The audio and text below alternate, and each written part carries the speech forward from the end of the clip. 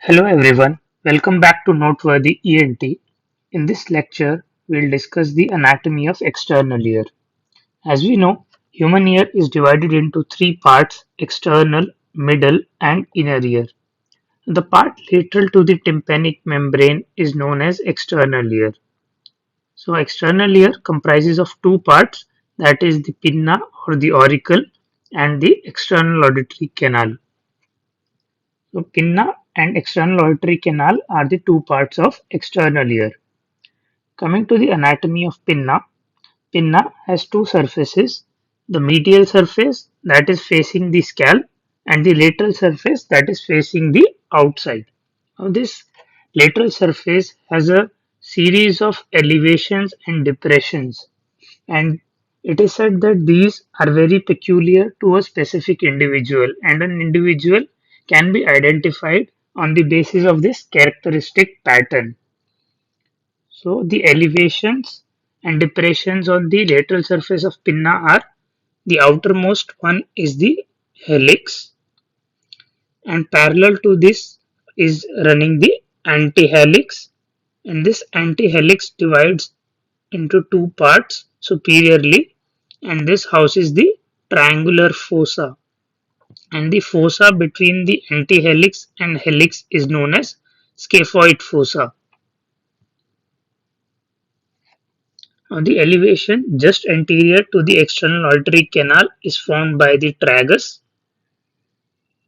and opposing this is the antitragus, and they form the intertragic notch in between. An important depression just lateral to the external auditory canal is known as concha. This concha is divided by the terminal part of helix into a larger cavum concha and a cymba concha. So, just revising the parts: helix, antihelix, triangular fossa, scaphoid fossa, cymba concha, cavum concha, tragus, and antitragus. And the lowermost part is known as the lobule. Important thing to note about the architecture of pinna is that the entire pinna is comprised of a single piece of elastic cartilage, and this elastic cartilage is continuous with the cartilage of the external auditory canal, and there is a specific location between the crus of helix and the tragus where this cartilage is deficient, and this is known as incisura terminalis. Clinical implication of this fact is, if we are using the endoral approach for surgery, then we have to give our incision in this part so that our incision does not violate the cartilage or its perichondrium. Also, this cartilage is covered with a perichondrium, and this perichondrium is the main source of its nutritional supply, as the cartilage itself is avascular. So, if there is any trauma which separates the cartilage from its perichondrium, then the cartilage gets deprived of its nutritional supply, and this may lead to necrosis of the cartilage in the future. Now, the skin of pinna on the lateral part, it is very closely attached to the perichondrium, whereas on the medial part there is a layer of adipose tissue in between these two. Coming to the musculature of pinna, pinna has extrinsic and intrinsic musculature. The extrinsic muscles being auricularis anterior, auricularis superior, and posterior, and the intrinsic muscles are six in number. They are very inconsistent and without any useful function. Proceeding to the nerve supply of pinna, lateral part of pinna is mainly supplied by the greater auricular nerve, barring just an anterior area comprising of the crus of helix and the tragus, which is supplied by auriculotemporal nerve. This greater auricular nerve also supplies the inferior part of the medial surface of pinna, and the superior part of medial surface is supplied by the lesser occipital nerve. So, greater auricular nerve supplies most of the lateral surface of pinna and the inferior part of the medial surface of pinna. Auriculotemporal nerve supplies the anterior part of lateral surface of pinna comprising of crus of hallux and the tragus, whereas lesser occipital nerve supplies a small area on the upper part of medial surface of pinna. There is a small area in the conchal region which is mainly supplied by the vagus nerve through the tympanic branch and also by the some part of facial nerve.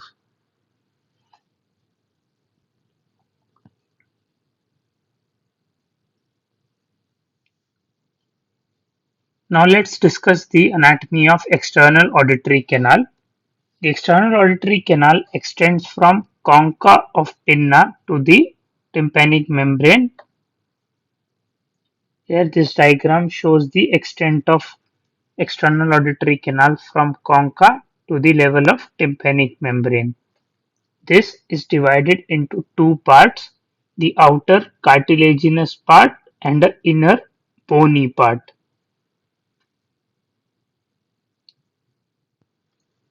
This lateral cartilaginous part is around one third in length of the entire external auditory canal, that is around 8 mm, and the cartilage of this cartilaginous canal is continuous with the cartilage of the pinna. In the anteroinferior part of the cartilaginous canal, there are a couple of fissures known as fissures of Santorini, which may allow the passage of infection or tumor to the parotid gland.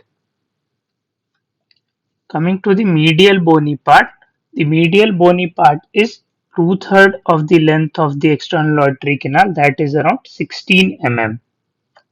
And the medial end of the bony canal is marked by a groove known as tympanic sulcus. Tympanic sulcus is where the annulus of the tympanic membrane is lodged, and this sulcus is absent superiorly, which is known as notch of Rivinus. The bony part has a foramen of Huschke in the inferior part, which closes in the late childhood.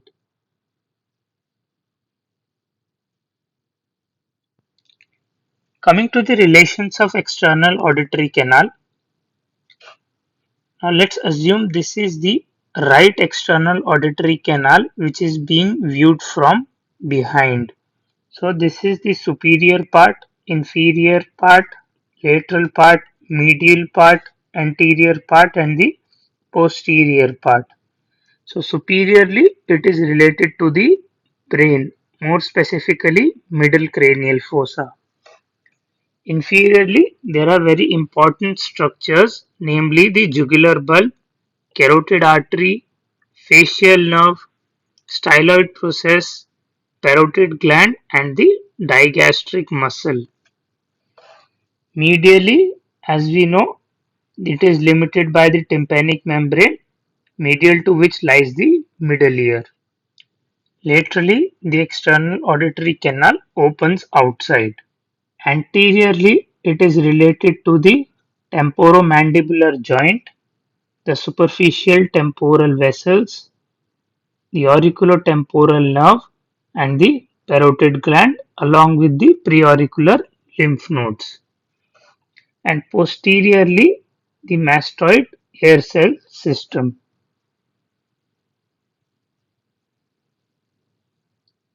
Now, a few important clinical implications related to the anatomy of external auditory canal. This external auditory canal is S-shaped and it is not a straight tube. The outer part, that is the cartilaginous part, is directed upwards, backwards and medially, whereas the bony part is directed downwards, forwards and medially.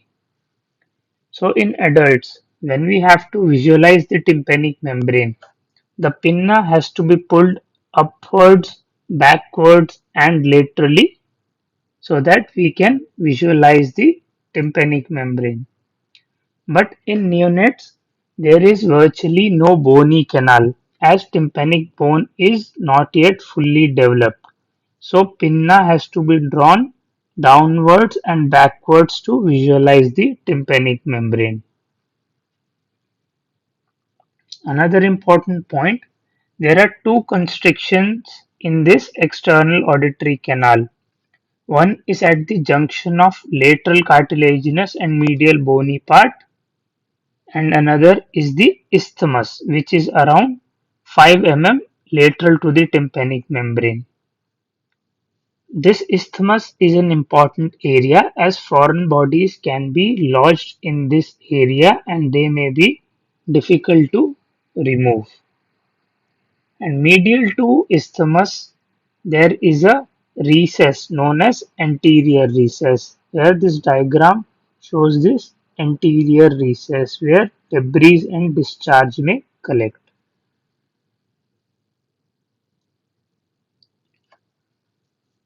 One important thing which differentiates the cartilaginous canal from the bony canal is the skin.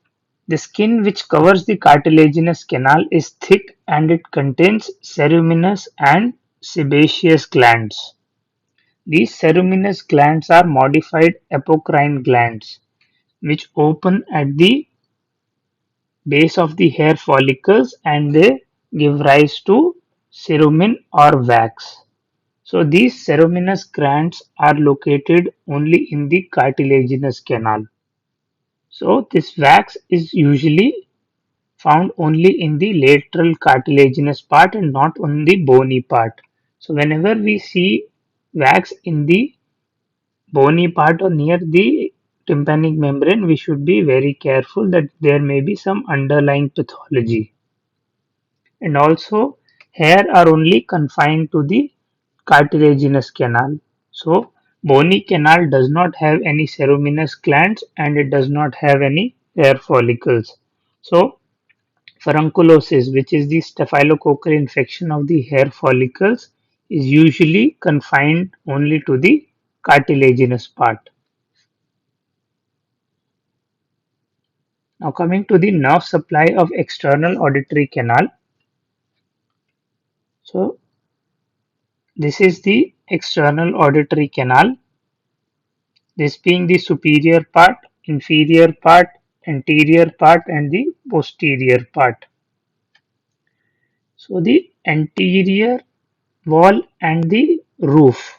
This part is supplied by the auriculotemporal nerve, whereas the posterior wall and the floor, this is supplied by the vagus nerve, more specifically the auricular branch of vagus nerve, which is known as Arnold's nerve.